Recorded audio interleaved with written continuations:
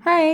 పిల్లలు ఇంట్లో ఉంటే హాలిడేస్ వచ్చినప్పుడు ఏదో ఒకటి అడుగుతారు కదండీ! అది కావాలి, ఇది కావాలి, అది చేసి పెట్టమ్మా, ఇది చేసి పెట్టమ్మా అని. సో, ఈరోజు నా పిల్లలు లంచ్‌లోకి టొమాటో, పొటాటో కాంబినేషన్‌లో కర్రీ అయితే అడిగారనమాట. ఇది మా మమ్మీ రెసిపీ. మా మమ్మీ చాలా చాలా చేస్తారు. మా మమ్మీయే నేర్పించారు నాకిది. వాళ్ళ కోసం ఈరోజు నేను చేస్తున్నాననమాట.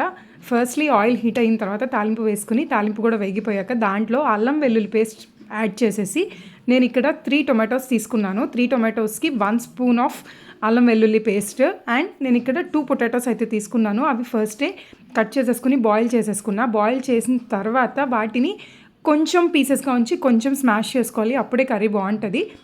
అది టొమాటో మగ్గిపోయిన తర్వాత పొటాటో కూడా అందులో వేసేసి కొంచెం వాటర్ వేయాలన్నమాట. ఎందుకంటే గట్టి పడితే అంటుకుంటుంది కదా! సో దట్ నేను బంగాళదుంప ఎందులో అయితే బాయిల్ చేశానో ఆ వాటరే నేను యాడ్ చేసేసాను.